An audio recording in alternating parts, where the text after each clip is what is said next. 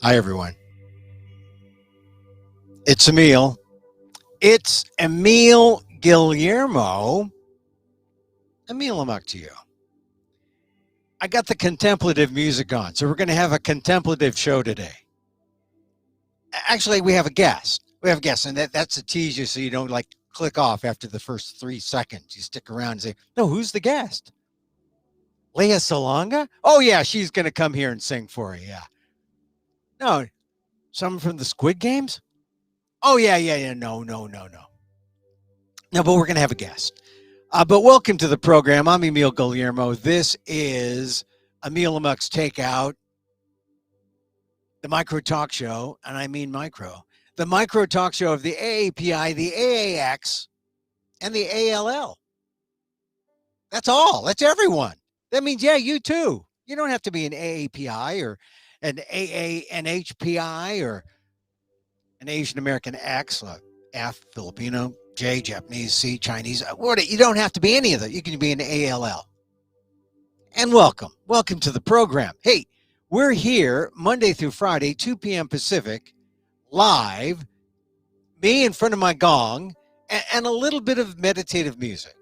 I mean, look, I used to put this loud music on, and I just figured, no, we're slow, meditative.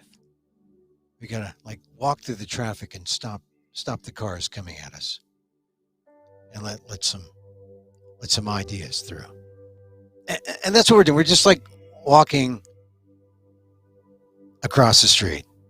Oh, and that dovetails with what we're going to talk about. The Freedom to Walk Act in California. It's an Asian American thing. Yeah. Assemblyman Phil Ting is pushing it. And I'll talk about that later today or later on in this show. This show is only like, if you're lucky, you get 30 minutes. Oh, no, you get more. It's because, you say, Emil, you come on at 2:00, to be here and bang the gong now. Well, it's funny, Emil, because you say that, and it's only 1:56 Pacific. Yeah. You know why? It's because this is your lanyap. This is your little something extra. Because we believe in that. It's like you go to a restaurant and say a Filipino restaurant. You say, well, I've come here for the Olympia. You're always, and then, toward the end, after you finish your first plate of Olympia, they'll sneak in a couple more. Here. Lanyap, a little something extra. It's kind of Creole Cajun French. And we say it in honor of the Filipinos who first landed in Louisiana. The Jean Lafitte Filipinos who jumped the Spanish galleons and they went off, into that part south of New Orleans. Oh, unfortunately, a part that recently flooded. But the earliest Filipinos, 1587, come on, you know them. 1587, October 18th. That's why we celebrate October as Filipino American History Month. We'll talk about that with our guests, and I'll introduce him in just a second. We're going to talk about Andrew Yang today. Yeah, we're going to talk about Andrew Yang. He's got a new party. Too bad 18-year-olds can't drink. No, I think they can. They can. No, not that kind of party. It's a political party. You've heard about it, right? That's why my friend said, oh, are we going forward or are we going sideways? Andrew Yang, his new political party. We'll talk about that. We'll talk about Harvard and ethnic studies from my next guest. And it's because he helped bring on ethnic studies as we know it in America. That's why, every chance I get to have this guest on, I always just like, it's a great privilege. So, but not yet. I have one more thing to mention. And that one more thing is Vax Americana, right? This is what we should be pushing for. I don't know why. I turned on the sports. I saw Dodger Stadium last night, 51,000 people there rooting for the losers of the National League. They are going to lose because they're going to play the Giants on Friday, and the Giants are going to beat them, and the Dodgers are going to lose. So, the team, they were celebrating for the privilege of being second in the West again after all these playoffs and whatnot. But sports is giving people the wrong impression. There are 51,000 people at the stadium. Outdoors, I know, but potential super spreader, I think you still have to worry about that. And I think, all right, I am not that, I'm not a conservative guy. You know that. But when it comes to COVID, when it comes to the virus, I am. And I believe in Vax Americana. Oh, a play on Pax Americana, Emil? You say, yes, a play on Pax Americana, but we're Vax Americana because you got to get vaccinated. The vaccines are there, but more people are getting boosters than there are newcomers coming in to get newly vaccinated. And we need to have more of those vaccinated so that we can get up to 70, 80% vaccinated in our country. Right now, we're about 60, high 50s, 60. Now, in some places in the country, the vaccination rates are pretty high, 70, 80, some places. And we have some good signs. Hospitalizations going down in some places, deaths going down in some places. But look, don't think for a second that we're through this. That's not the way a good boxer would have it. Hey, guard up, guard up. I hate to sound like such a party pooper, but, in California, they're having a 4-day music festival not far away from me where you can hear Filipino-American guitar player, what's his name, Hammett,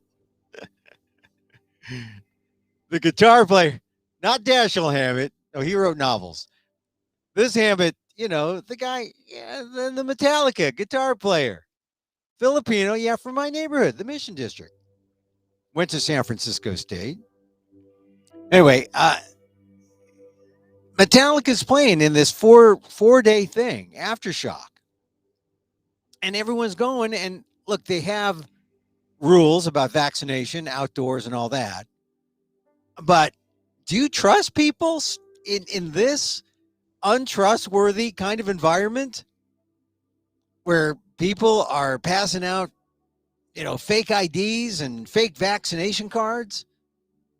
I think before you go out to a 4-day event like an Aftershock, heck, even before you go back to Mass, I'm a little cautious.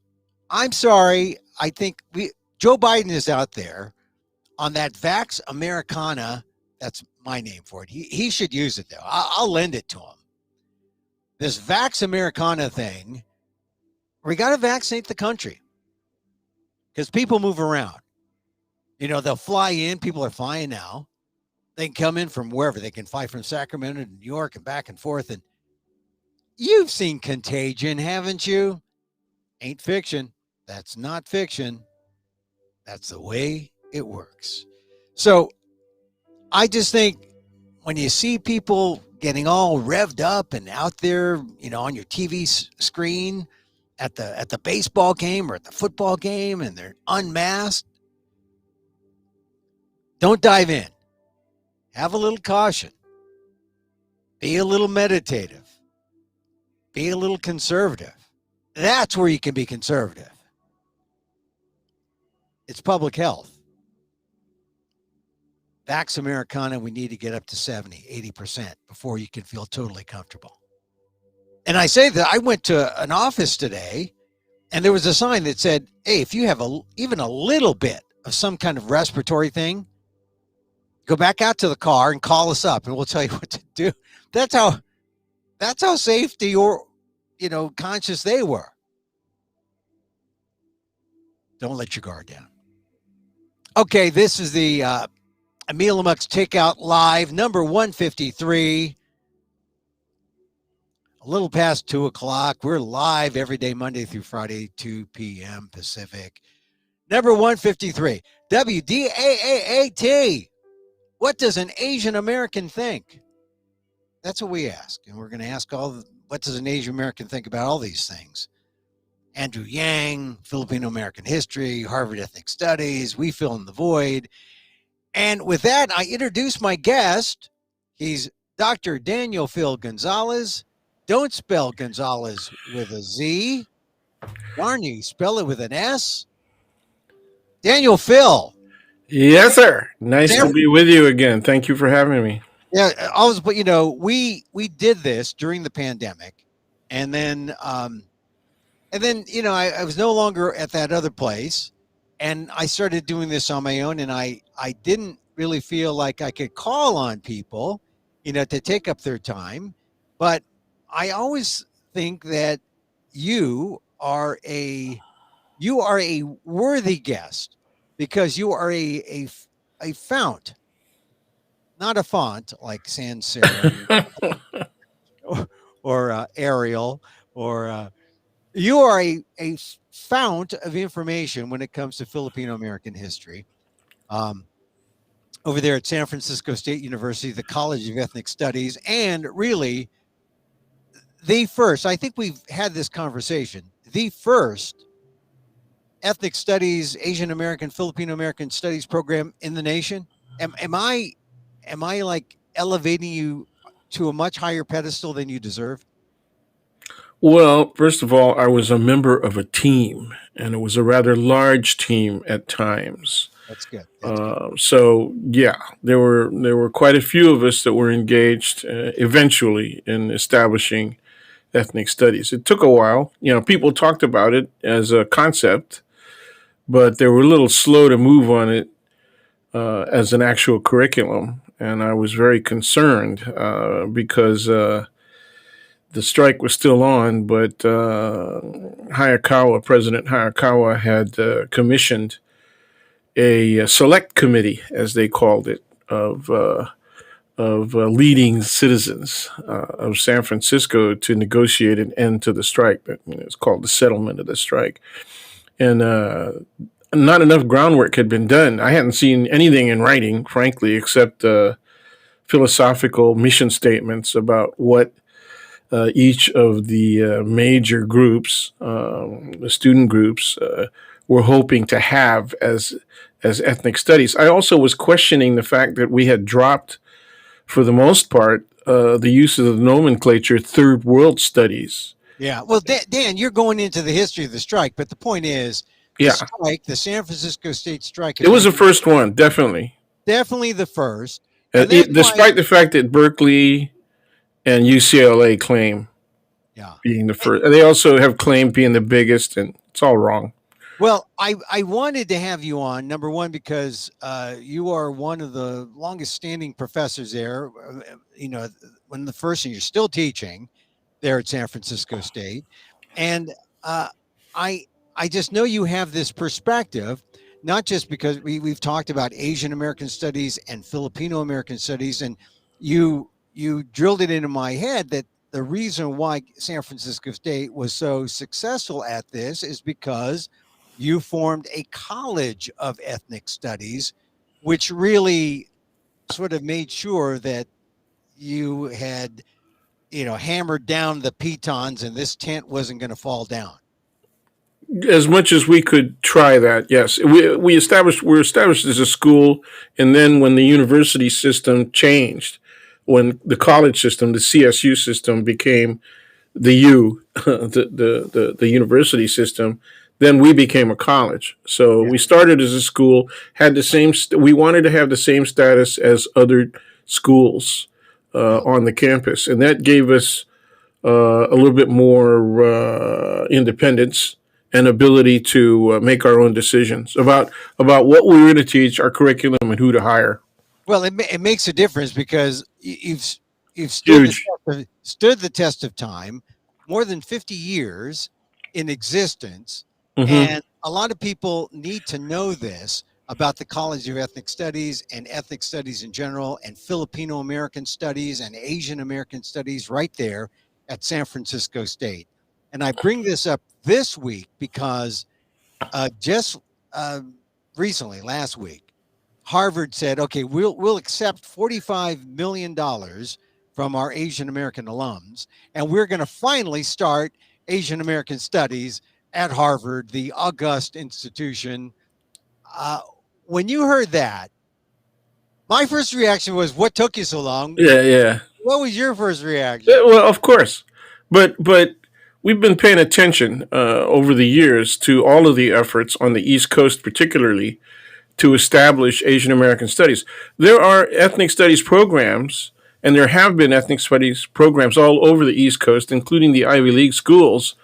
But many of them didn't have any Asian American studies, and Harvard was one of them. It's kind of hard to believe because Harvard's got such a reputation for being inclusive and a liberal history and all that. So and then it's also got a large enrollment of Asians over the years. I mean, that started about 40 years ago, and of course, Look, my 20. dear host is is a Well, product of that experience. Yeah. well, yes, a product of that experience. But look, 25% is the Asian American student body now. You know, Yep. and And that but it's been over 10% since what, 1978, 80, like that. Remember uh, the big shock in 1980 yeah, was how many Asians were enrolled in the top schools throughout the country.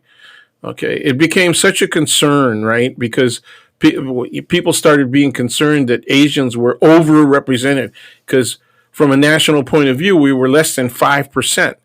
yeah. APIAs, that's Asians, Pacific Islander Americans, only constituted less than 5% of the total population. Yet at Berkeley, we were already approaching 20%. Right. And And now it's in the 40s in the UC system. oh yeah, oh yeah, And Harvard, it's like 25%. When I was there, I think Asians were like 2%. It was yeah, ridiculously, really small. Yeah, and it was mostly the Asians were actually Asians. They weren't like there were some foreign migrant. students and yeah, and immigrants. Yeah, Yeah, they weren't people like me from the Mission District saying, "Oh yeah, I'll go to Harvard instead of San Francisco State. Oh, I'll go to Harvard." So Dan, the other reason I want to talk to you about Harvard is, are they going to make a difference? I mean, what does the significance of a school like Harvard saying, "Okay, we'll accept the 45 million from our alums," and could that change Asian American studies and Filipino American studies nationwide? Internationally, it say? the You potential is there. Clearly Harvard does things that have huge effect, often even international effect.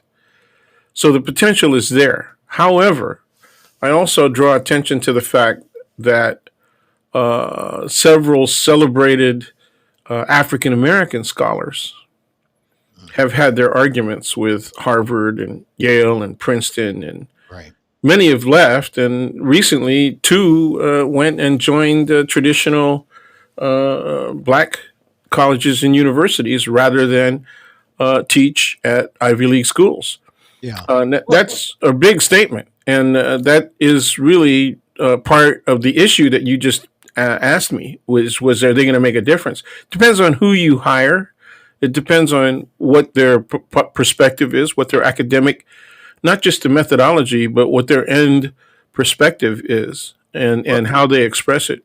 well, Dan, let's get to that point that you made just before that point, and that is some very famous scholars have decided or have said no to Harvard, and they've gone to traditional HBCUs, Hmm. black colleges, or they have said, "Look, I'm not going to." Well, I don't know if they said this specifically, but the implication was, we don't have to go to the essentially the master's house. We don't have to uh, go and uh, glorify the elite, or we don't have to do anything for those folks. We can build ourselves up, our Yeah, own colleges. And yeah. it's almost like saying we're tired of the inequality that these colleges, these elite colleges spread, and we can go ahead and teach at at these state schools, at places of higher learning that aren't considered elite. Do you think that's a thing, a trend that will reverberate not just from the top scholars, but throughout, like from top scholars to master's degrees to BAs to people looking up at where do I go to college? Do I go to Harvard, or can I just stay here at home and build here locally? Do you think that's a thing that's being developed? I I certainly hope so. I know that at SF State, I've got several colleagues that came from Ivy League or big private institutions like Stanford that is Ivy League on the West Coast, right? Um, that made that kind of choice. That they really wanted to be educators who really did serve the society at large, and so they made that kind of choice. But that's a minority Yeah. of the faculty. We have faculty at Asian American Studies that have gone on to other opportunities on bigger campuses. I mean, SF State is a tier two at best university that was not designed originally to be a research institution, but rather to be an institution to develop professionals, and particularly teachers, educators. But with the lowering of funding, the reduction in funding of public institutions by the state of California that started way back in the late 70s, right? Um, the universities and college systems, the public systems, have had to compete with private institutions.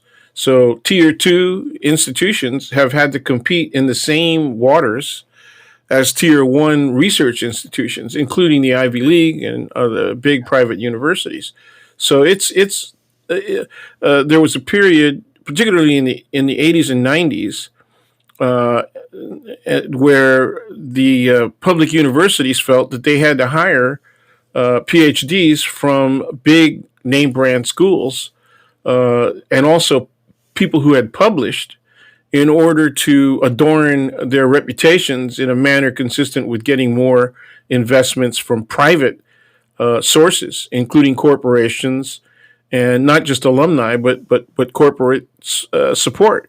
And Berkeley had been doing that for years, but it really got serious after the passage of Prop Well, 13.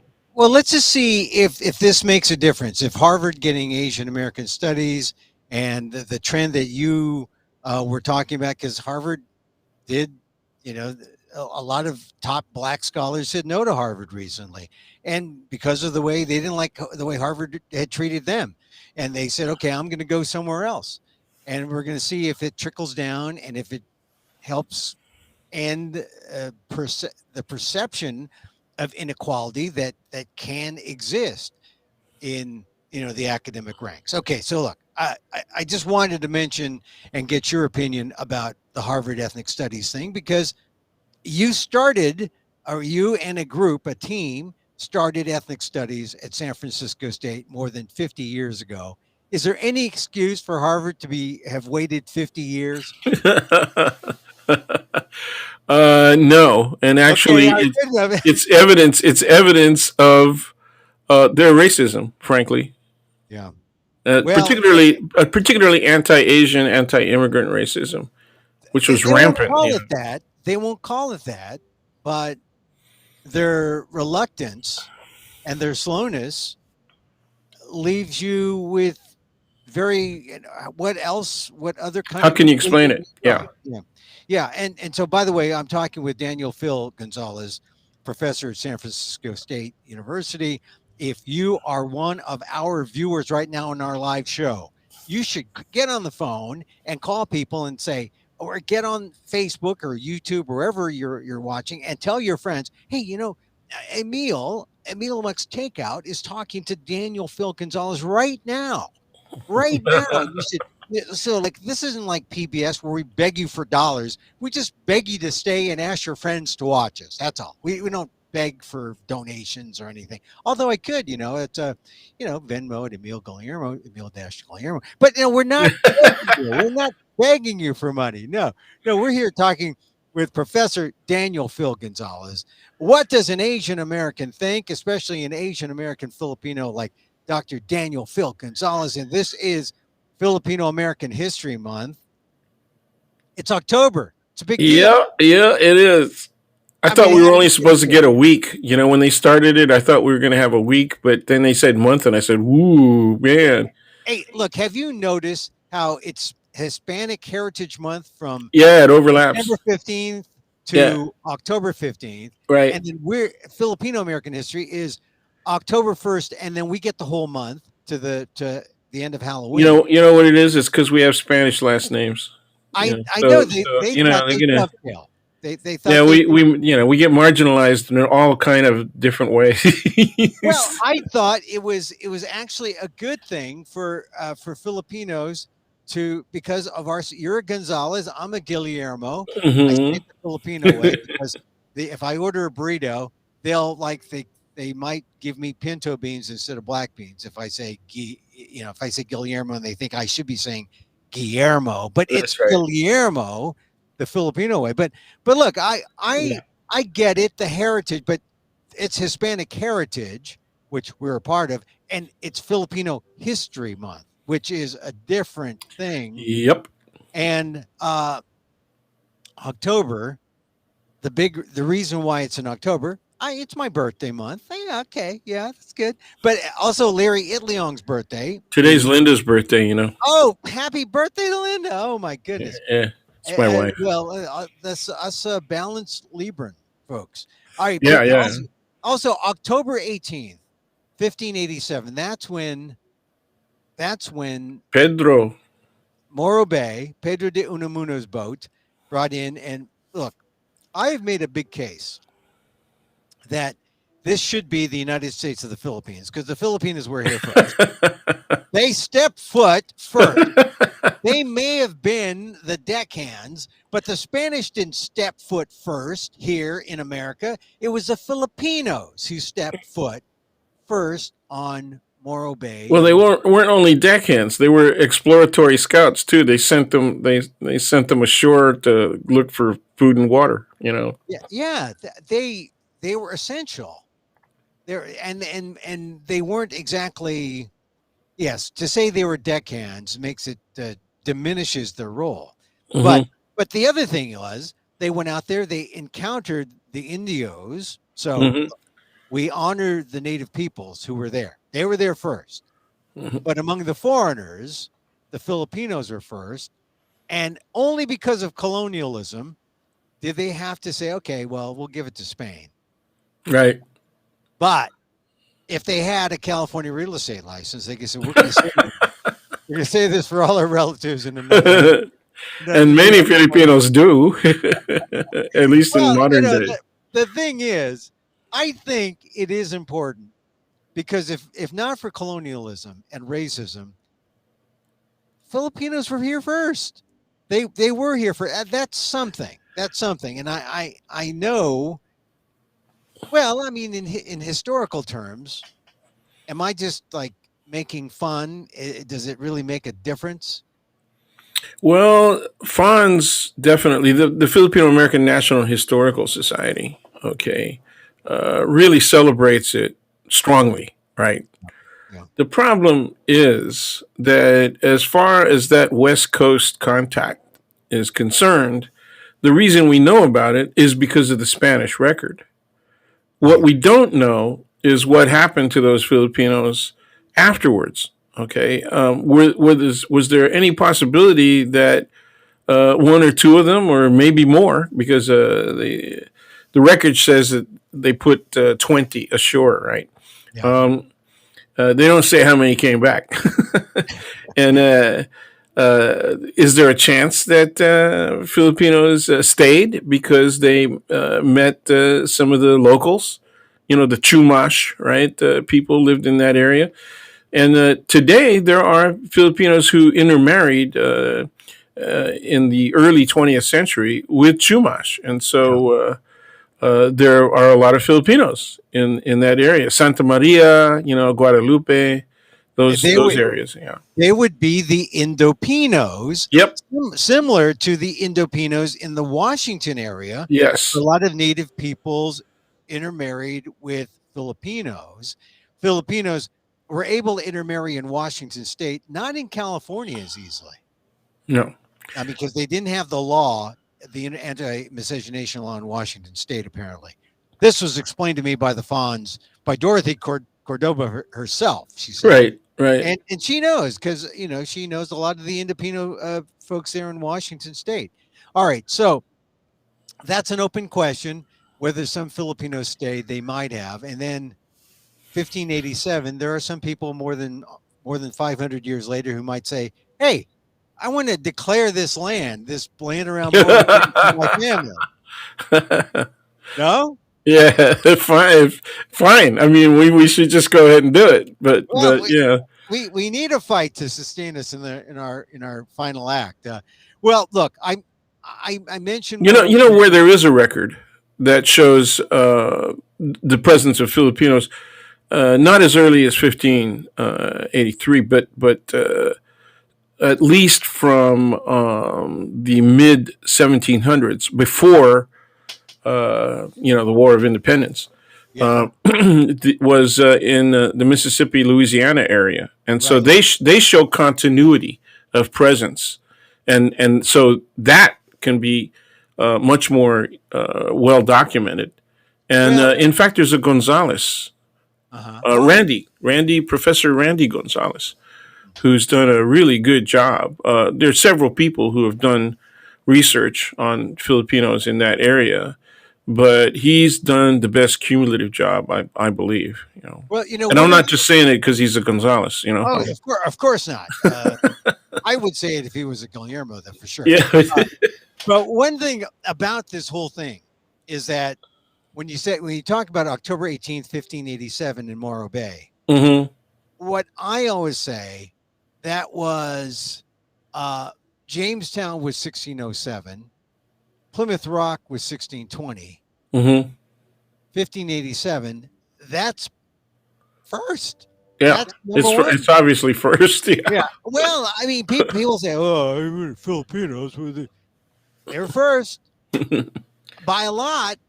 Right. By a lot, it's significant. I just think we're talking with Professor Daniel Phil Gonzales about a little Filipino American history. We've talked about Harvard, and we're going to talk about some other things. He's my guest here on Emil Amok's Takeout, the micro talk show of the AAPI and the AAX and the ALL, which is all everyone. Everyone can listen to this. Hey, so Dan, I want to ask you about. I went to a conference that Fonz had online. I moderated it. Moderated one day last weekend, Sunday.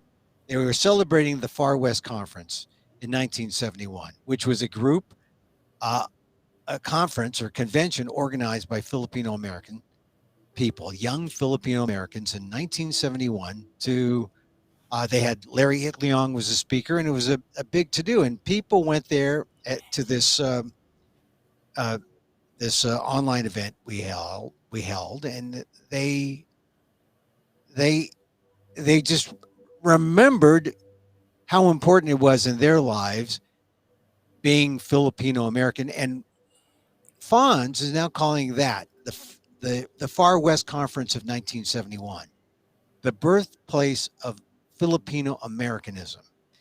And because of that conference or that convention, and it's 50 years this year. What do you say? Was that real? I mean, I'm a little hesitant to say, yeah, I mean, in their mind, yes, and I respect their opinion. But what do you say? Birthplace of Filipino Americanism? Yeah, that's kind of tough. We were already using the term Filipino American. When the term Asian American very quickly was adopted on the left, right, by academics and community workers. As a result of Yuji Ichioka and Emma G were students still at Berkeley at the time. So it came over from Berkeley. We were using that at SF State, Yeah. and we were using Filipino American as well, even though there was an argument among us about whether or not to include American. Juanita Tamayo Lot you wanted to do the P thing, Filipino American, but it was very clear that American was part of the nomenclature when we started ethnic studies.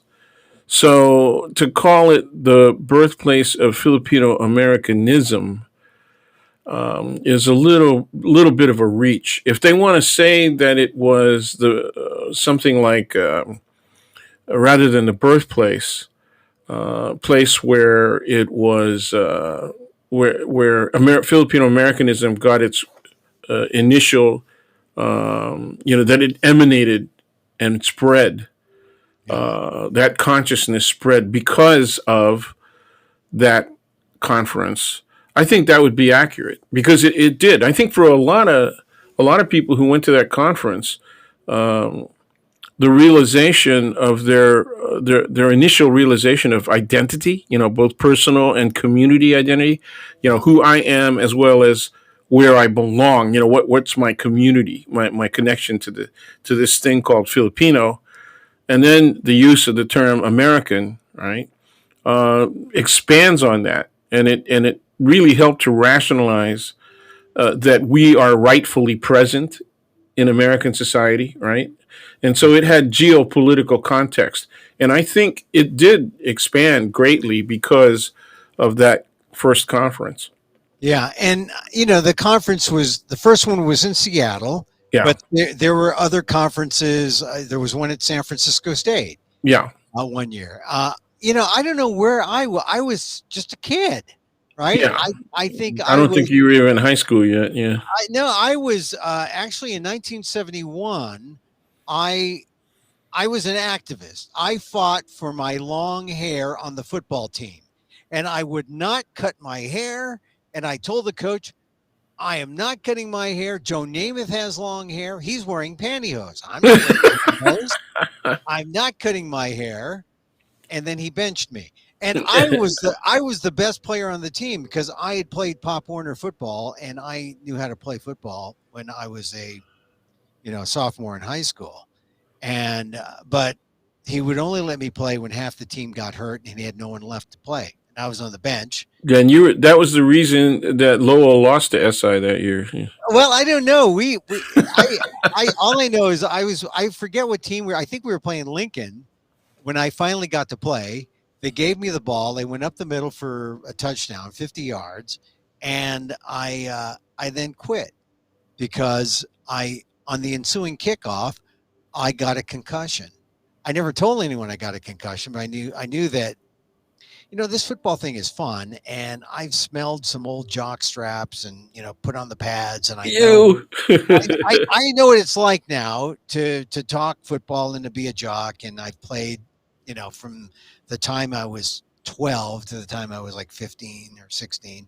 That was enough. That was my football time, and so I quit and I joined the debate team. But I knew nothing about my Filipino-ness in 1970, except that my father was Ilocano, my mother was Tagalog. The sense of a community political body Hmm. wasn't as big until anti-Marcos. The anti-Marcos forces came up within the community, and that was one of the issues at this Far West Conference thing because apparently some people said, well, I mean, Rodel Rudis was at this. He's an activist, lawyer, longtime activist in the Filipino community. He went to the first one, and he said, He was a "I went." major speaker at the He first was one. the major speaker at the first one. He said, "I went in Filipino, I came out Filipino American," and and he was coming in as a Filipino immigrant with more of a Filipino political mindset. And the others born here in America were coming in with a totally different mindset. And there was a kind of merger, and I respect that from what Rodell said. But subsequent to that Far West convention and other conventions, the anti-Marcos movement kind of took over, and Filipino American groups that took a stand on Marcos, the dictator, were the community. And that's how I discovered my Filipino Americanness because Okay. because the Americans were part and parcel of trying to prop up Marcos. Yeah, but And even yeah, that's right. In the early days of that movement, however, it was a minority movement, and was yeah, people who were critical of Marcos, particularly those who were critical of him even before the Plaza Miranda incident, which then was used partially, at least, as a rationale for the declaration of martial law in '72. Um, so yeah, it was a minority thing though, and it was seen as leftists, being critical of Marcos, and it took several years for that movement to expand and grow. But a lot of people in San Francisco, particularly members of what would be established in a couple more years, I think it was 1974, KDP, right? The Katipunan ng mga Demokratikong Pilipino. When that got established, they really did well at spreading the criticism critical. There was also the NCRCLP, the National Coalition for the Restoration of Civil Liberties in the Philippines, got started, and that was a national organization mainly made up of new immigrants Yeah. who were a little bit older than college age, right, and were new young professionals who are also critical. That would lead to also the development of the MFP, Movement for Free Philippines. But you're absolutely right. But see, those people, the NCRCLP and the MFP, they saw themselves as expatriates. They did not have the same geopolitical consciousness as Filipino Americans. And this is what I sensed was the real divide in the community. There were people who came post 65 when the immigration status opened up for Filipinos. They were here. Some weren't sure how long they would stay. My father was Ilocano like Marcos, and he came in the 20s, so he was staying. And then here I was, an American born Filipino, just observing this all. Mm-hmm, mm-hmm, What which group uh, made more sense to me? And what made more sense was, well, of course, the geopolitical stance of Filipinos who were against Marcos, that made more sense. But my path to them was, I'm an American, and Americans are backing Marcos. American yep. money, American presidents were Mm-hmm, saying yes to Marcos and martial law and allowing mm-hmm, that to happen. And that implicated all Americans in whatever was happening in the Philippines. It was with our backing, mm-hmm, unless we stood up and said no. And that's how a young 17, 18-year-old Emil Guillermo found himself more attuned with Filipino immigrants than Filipino Americans born here. Because Filipino Americans like me said, that's old stuff. That's not me. And they went off to whatever there's a lot of Filipino Americans born here. And you were mm-hmm, born here. mm-hmm. And, Yeah. a lot of us in our generation who's just said, that's old country stuff, not our stuff.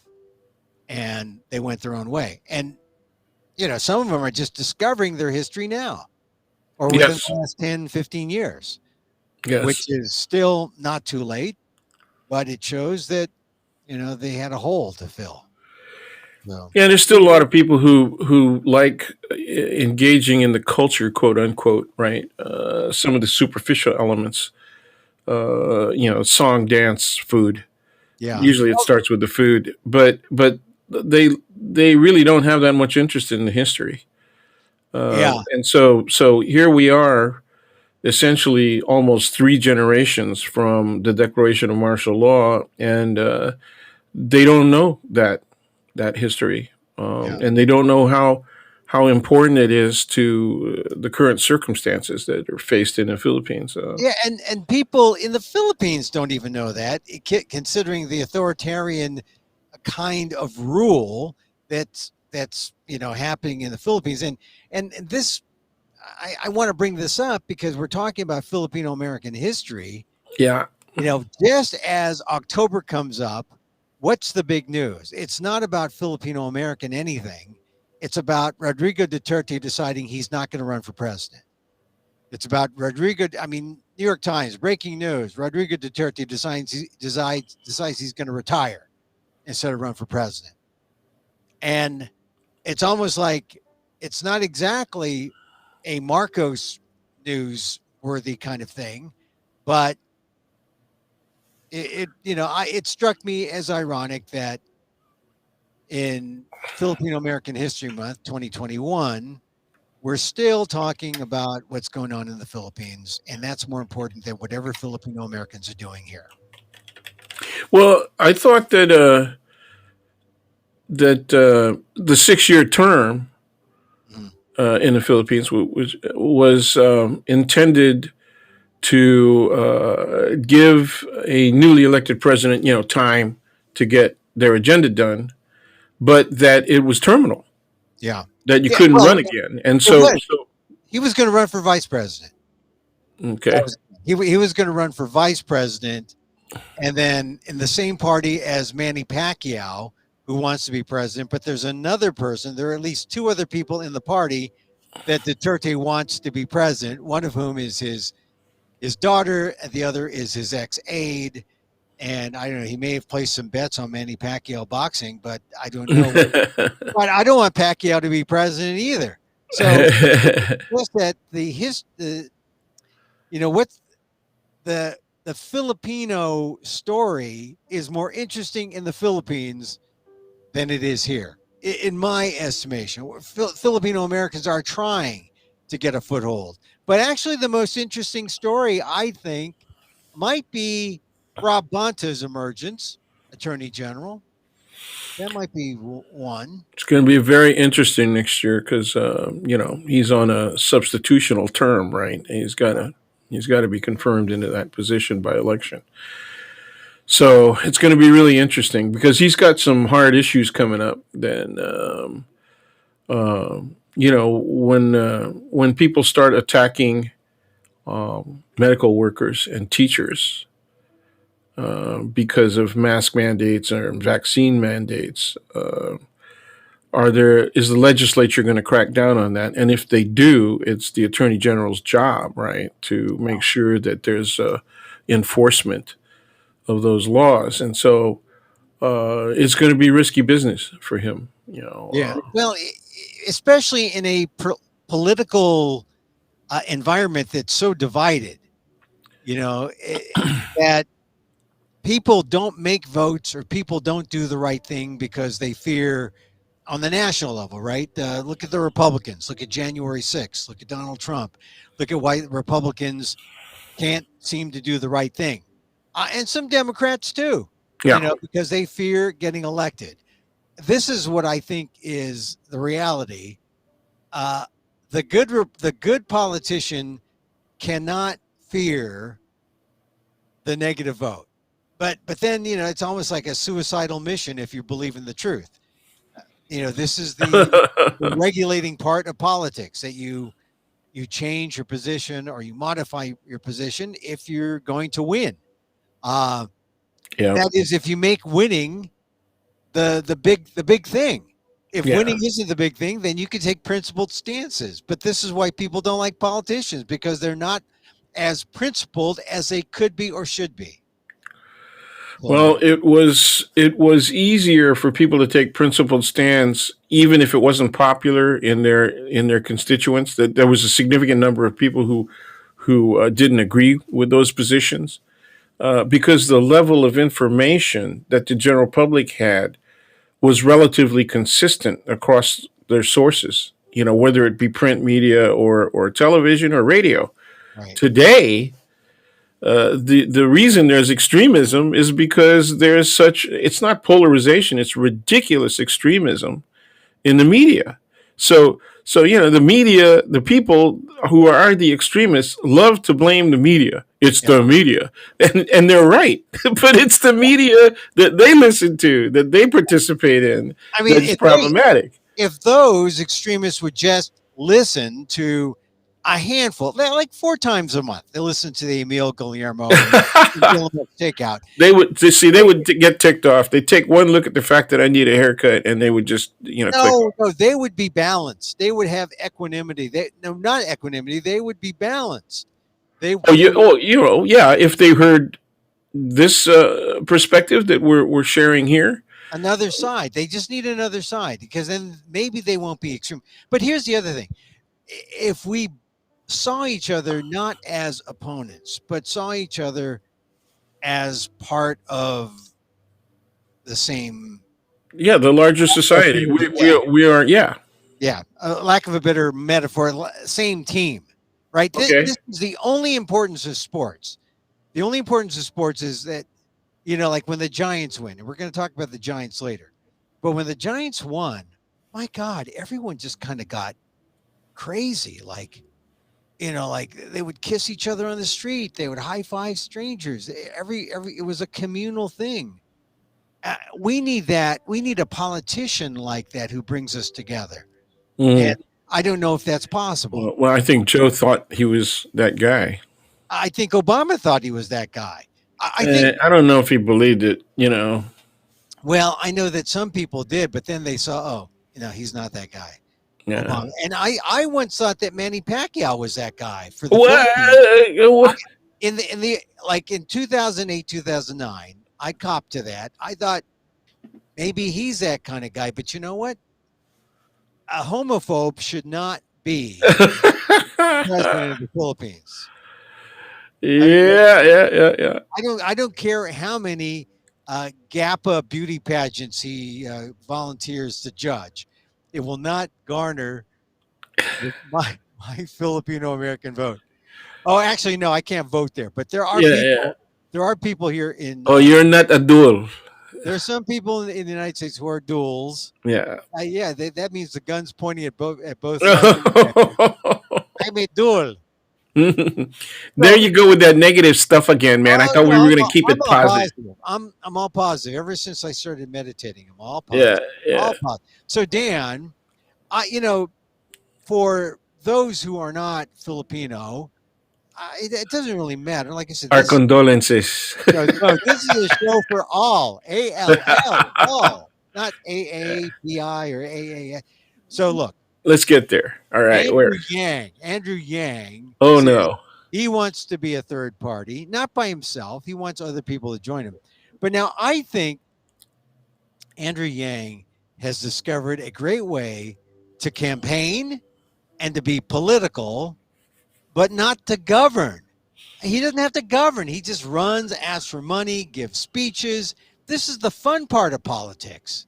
Goes on Yeah, talk yeah. shows, gives his opinion. But does he have to beg people for votes? Does he have, and this is why I think Andrew Yang is a little he's trying to appeal to people who are upset with the Democrats and Republicans, and he says, darn the duopoly. But I want you to give me your opinion on Andrew Yang. This is Andrew Yang on his social media. I know you've heard about Andrew Yang and the Forward Party. Now I'm here to tell you actually what it is. It's probably not what you've heard. What we're going to do is actually solve the problems that are literally driving us crazy. What am I talking about? Right now, we have this two-sided duopoly that's just clashing and clashing, and you may love one side more than the other, but you have to face facts that this system is not working. All right, this is Andrew Yang in his social media. What do you think? He calls it a two-sided duopoly. Is that what the Republicans and Democrats are about? Well, yeah. And they want to maintain that. They want to maintain just a two-party system.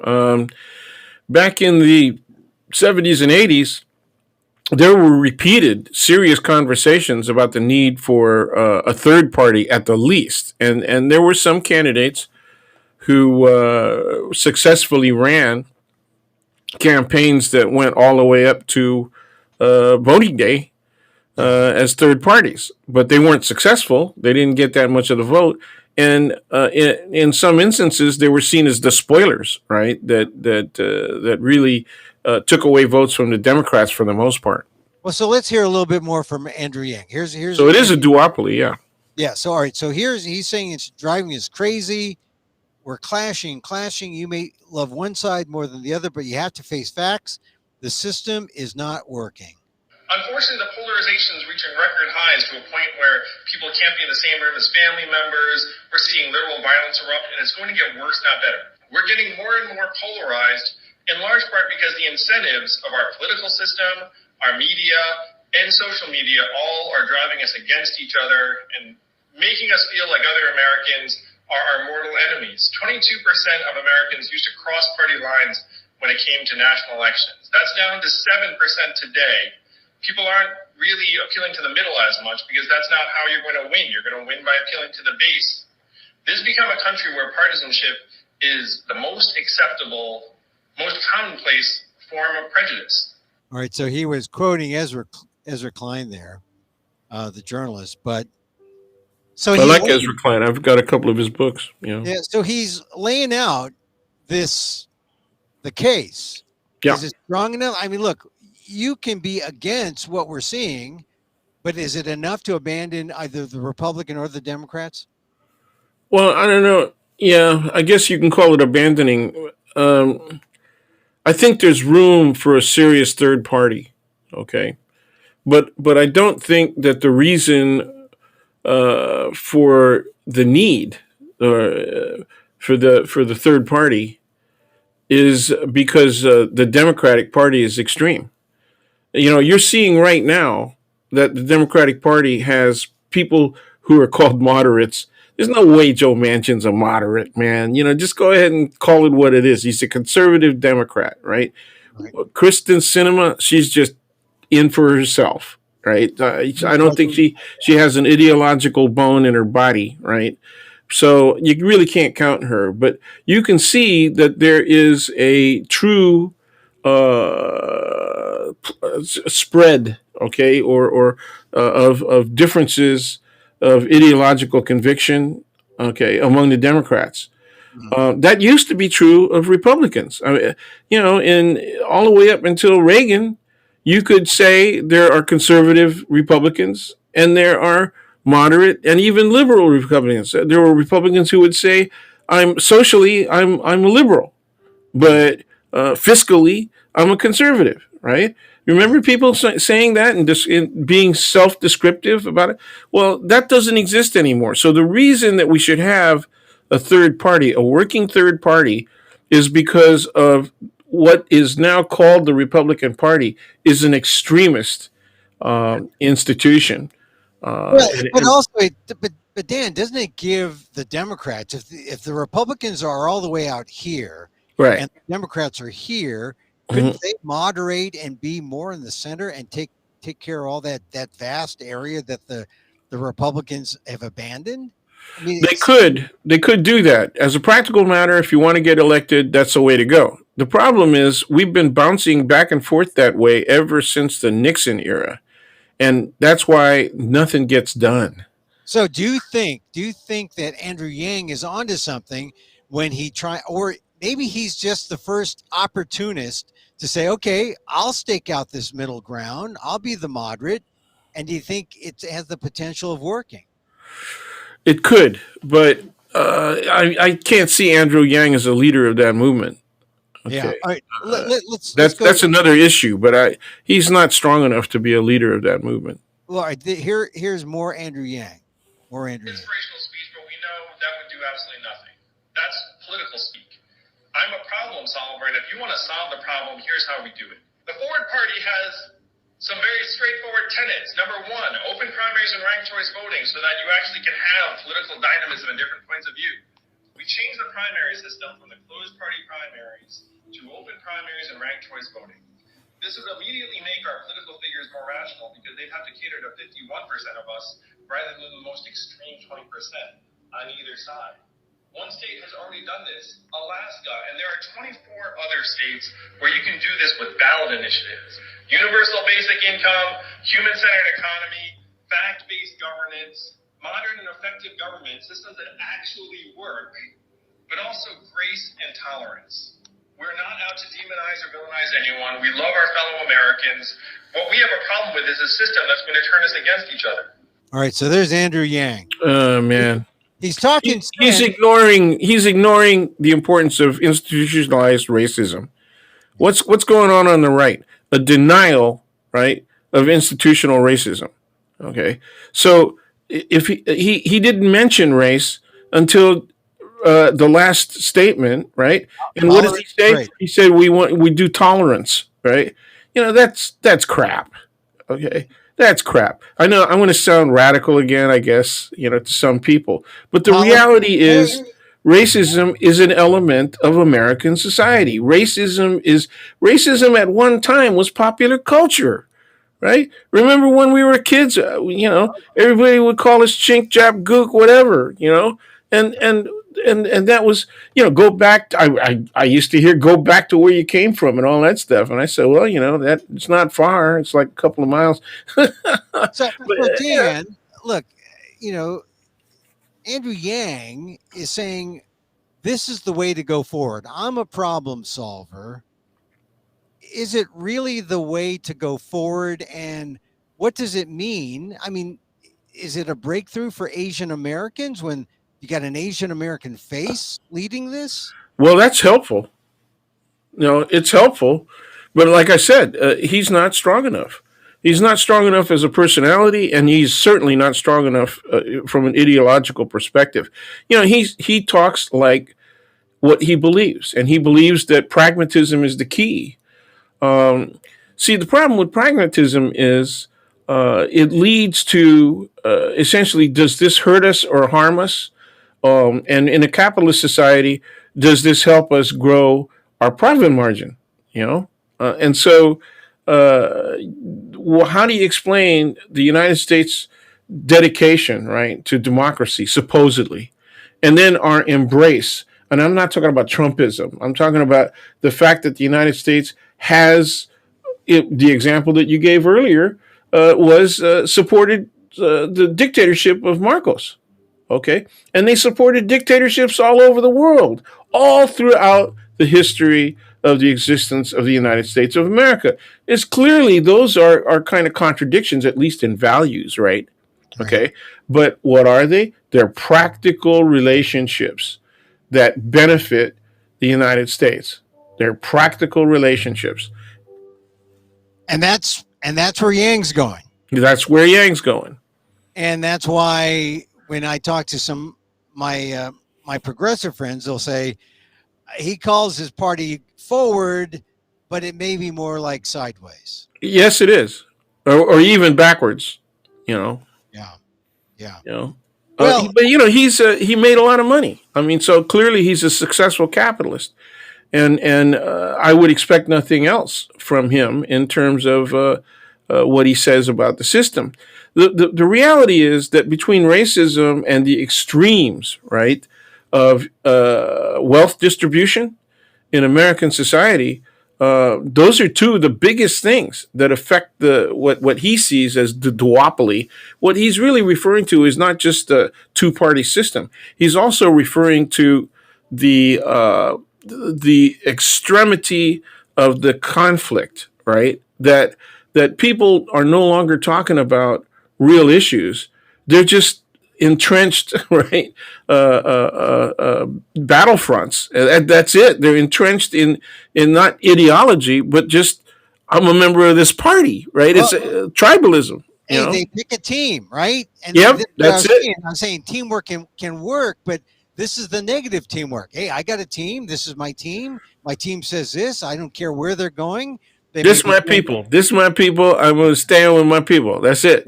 You yeah, they know. may be doing something crazy, but I'm with them. I mean, and I think that's a bad. Well, I want to see an Asian American come forward like that, but to go back to Rob Bonta, the AG, a lot of major national figures have come out of that AG's office. Yeah, Uh, yeah, the vice president, Kamala Harris, and then yeah. you have Javier Becerra, Hmm. who is now Secretary of HHS, but he was a congressman before, went to be the AG, and so I don't know if he's got the oomph to get beyond Department of HHS, but certainly Kamala Harris, she does. And then so Rob Bonta, political long tail career, who knows where he can be, but at this Sure. point, he's fairly young as AG, and we'll have, like you said earlier, we'll have to see if he can survive some of the tough votes that or tough decisions he's going to have to make as AG. Anyway, all right. So Andrew Yang, like I said, he's not in it to govern because he's never going to get the votes, but he'll always be able to campaign and raise money and be the gadfly. This is the way to be a political gadfly. And anytime you want to start a fourth or fifth or sixth party, Dan, we can do a fourth or fifth. We could be, and we could just do these Uh, YouTube shows. All right, yeah, so Dan, we could relive the '60s and call ourselves the Party. the party. Oh yeah, The yeah, and party. we can have. Look how drab we are. No psychedelic colors, except Yeah. we could be. Yeah. All right. Yeah, I wasn't that much into that, but you know. All right. So, a couple of things before we go and talk about the Giants. Number one, Angelo Quinto. Yes, People sir. are talking about the Angelo Quinto Act, and basically what that does is it makes illegal the the idea of positional asphyxia, which is a technique. It's the same kind of technique that brought down George Floyd, and it outlaws those kind of moves. And countless other people, but it's all underreported. It all depends on the locale, the police culture, the complicity between local government and the police, Yeah. and the FBI itself, right? And the DOJ has come out with a statement saying that police abuses and killings have been underplayed and mislabeled and intentionally mislabeled.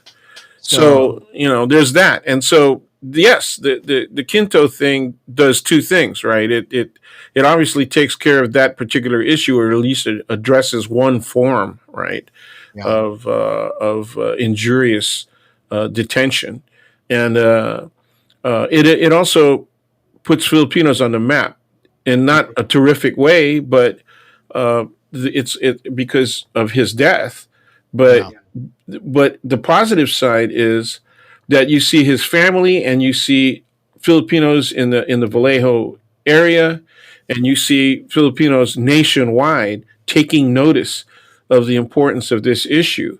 We can't stand aside and say this stuff doesn't. That's about them, right? That's about those other minorities. That's about black people, right? yeah. It's not about us. And so now we can say, wait a minute, it's always been about us. You just haven't been paying attention. You Yeah, know. well, Angelo Quinto, the bill was passed last week. Governor Newsom signed into law AB 490, and like I said, it bans the technique that where someone can place a body part that compresses an airway or reduces the ability to breathe. And it's Yeah. positional asphyxia. It's an important thing. It's what killed George Floyd. It's what killed Angelo Quinto in Antioch. And now, the Quinto family has to sue the city for in a civil suit to get the damages it deserves. But at least on the state level, they got this positional asphyxia thing. Let's hope it's well. They've got to follow it. It can't not be followed. Or what do you think, Dan? Well, there's going to be a quiet police reaction and a negative, right?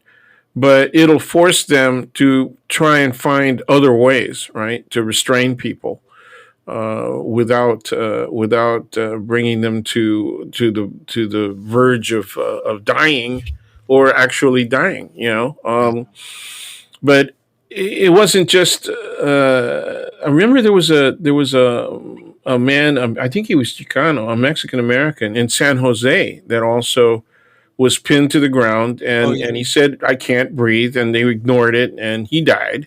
Yeah. So that family's got a lawsuit going on.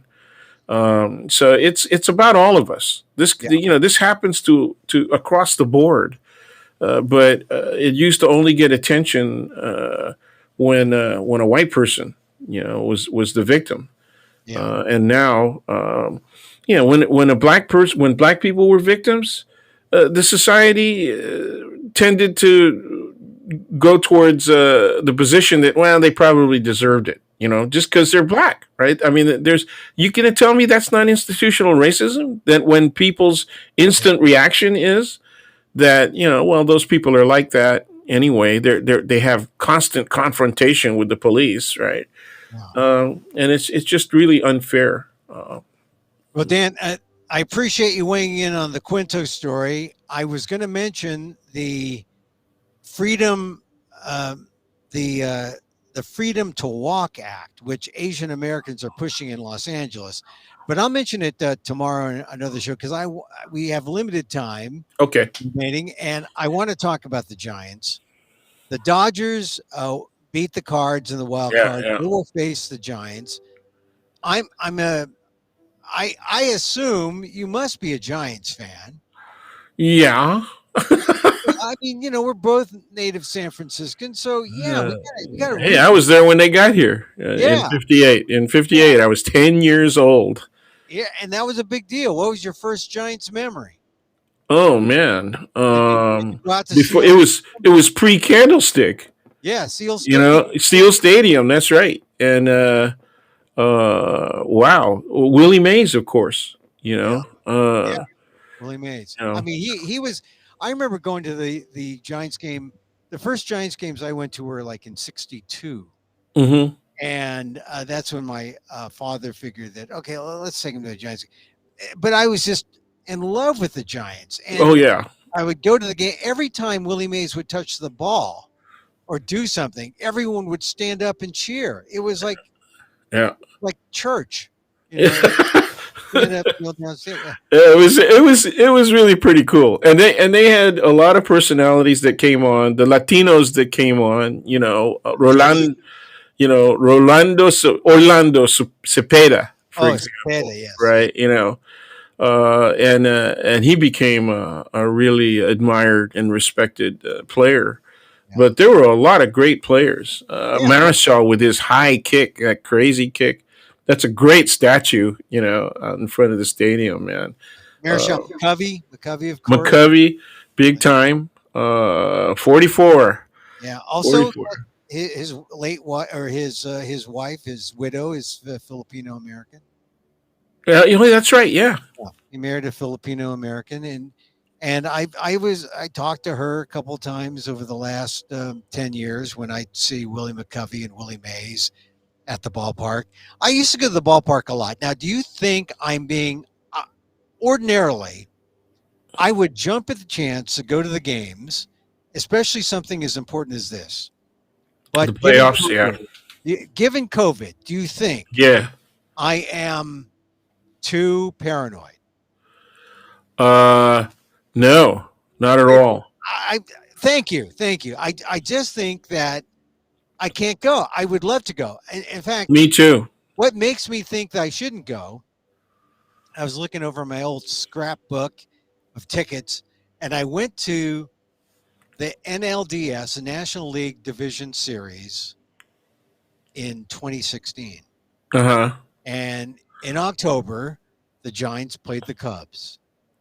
And 2016, they won in 2010, 12, 14. People thought, oh, 16, that's our year, right? Every other year. Mm-hmm. And they went down to the final game and they almost had it, and they lost to the Cubs, the Right. Chicago Cubs. And the Chicago. Cubs, they celebrated at at the park at AT&T Park. I think it was called Oracle. I think it was AT&T at the time. Yeah, it was AT&T. Yeah, AT&T Pac Bell. yeah, they celebrated there, and it was sad. I just remember, at the end of the season, it's just so sad. It's just over unless you're a player, unless you have any kind of business. It's just it just ends. And I just remember just walking out of that park, wondering when would there be another good team in San Francisco? Because 2016 was really the last time. 2017 terrible, 2018 terrible, 2019 worse than terrible. 2020, COVID, right? Mm-hmm. Almost.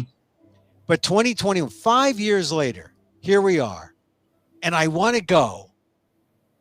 And because one of the people who made sure the Giants didn't win the NLDS against the Cubs is on the team now, Chris Bryant. Oh yeah, that's right. He's on the team, and he's been kind of slumping.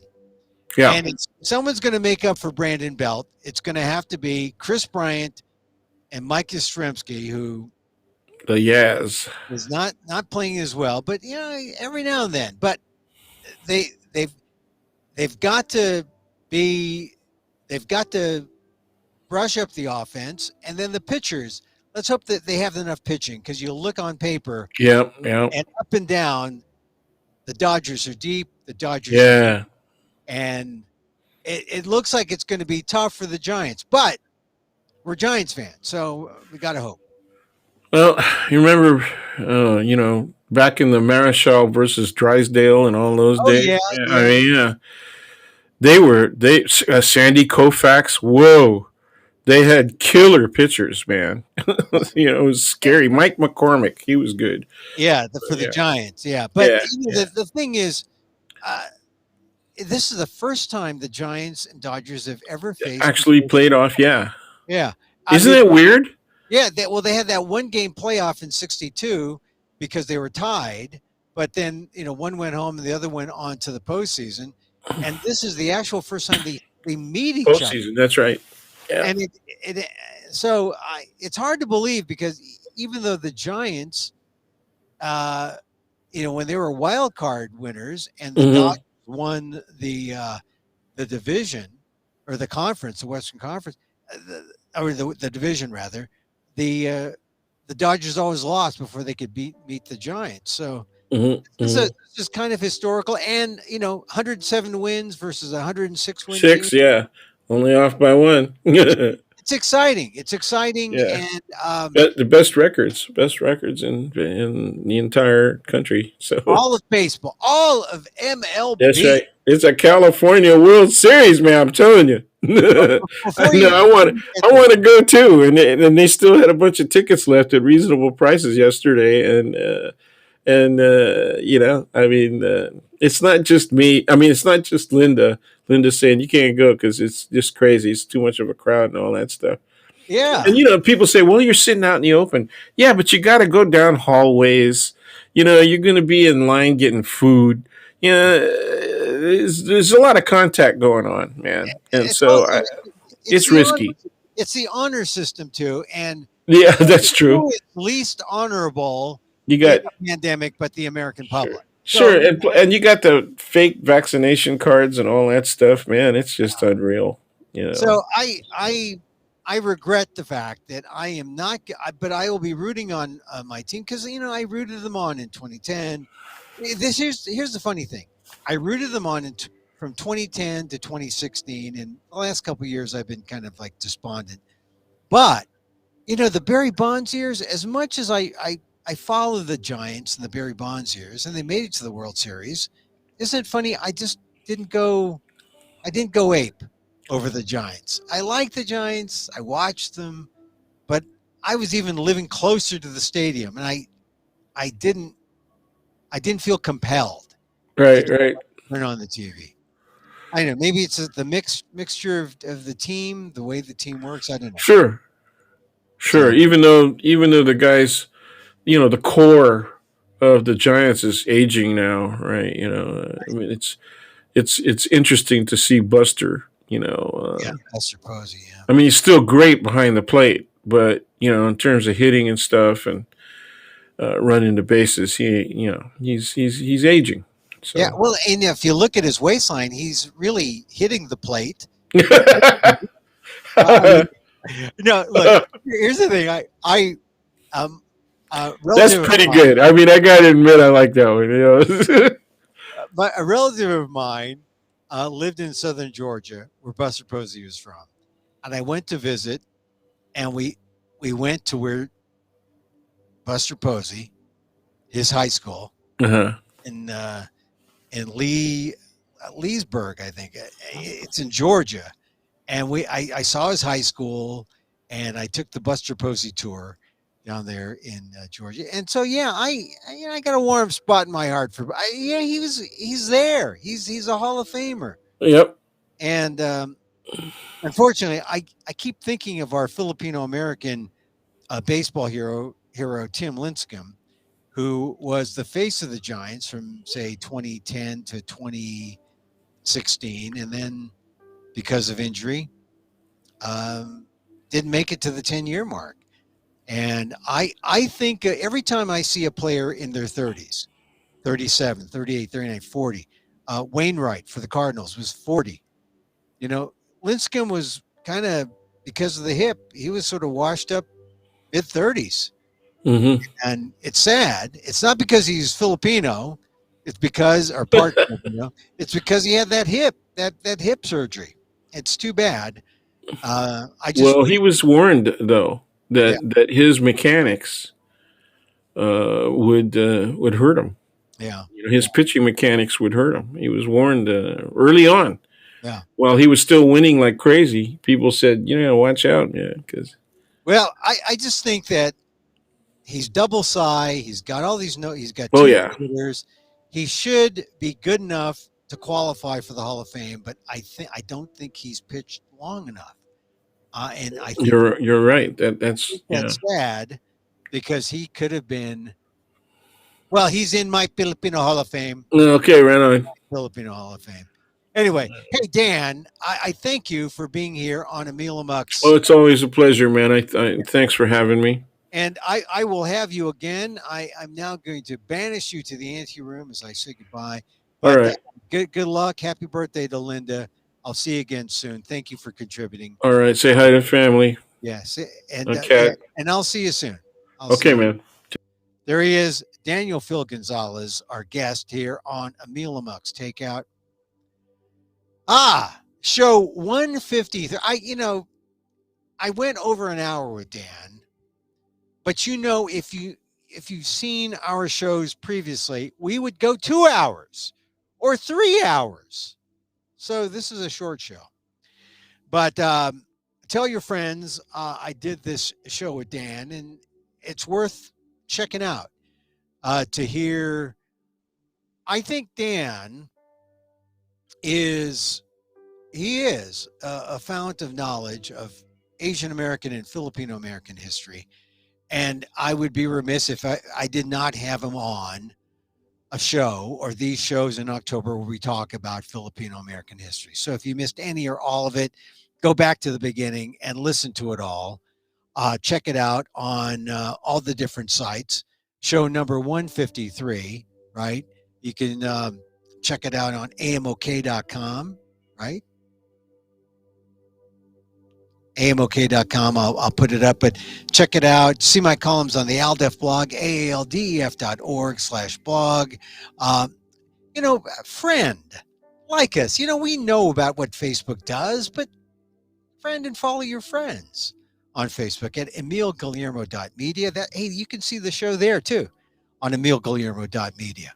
Let's see. I have all these things here that I can say to go do this and that. You can email me at emil@amok.com and say, hey, you do that show 153, Emil, with that Dan Gonzales, with an S, not a Z. Oh, yeah, Gonzales. Not a Gonzales. Yeah, show 153. And follow us on Twitter. Of course, on Twitter, at Emil Amok, EMIL-AMOK. By the way, if you go to amok.com, you can see that little bit I did at the Harvard Unity of Color Alumni Storytelling Slam, which I was one of the winners. Check it out. I talk about my traumatic moment at Harvard. And tomorrow we're going to talk about the Freedom to Walk Act, among other things. It's Friday tomorrow. Birthday week. I'll tell you about some things I learned about myself this birthday. That's tomorrow. Okay. Thank you, everyone. You got a little more than a lanyap. It's like if you went to a Filipino restaurant and they slipped you an extra lumpia after you ordered like a plate of 6, and they slip you in a couple extra ones.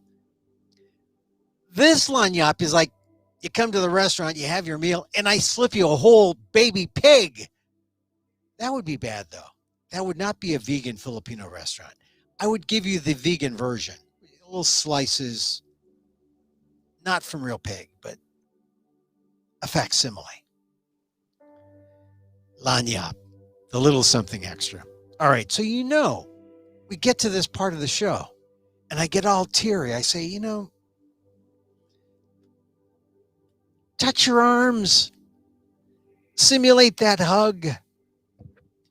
Yeah, this is where it gets real, because you're hanging out because you say, Emil, I don't know what it is, but when you talk, I feel like there's a Filipino in the room. I feel like another Filipino in a room. I feel, yeah, you should feel good. You're worthwhile. There's no shame. You're good enough. You belong. Remember that. I mean it. So, may you live in peace. May you be happy. May you be healthy. And may you live with ease. I'm Emil Guillermo. Till next time, mahal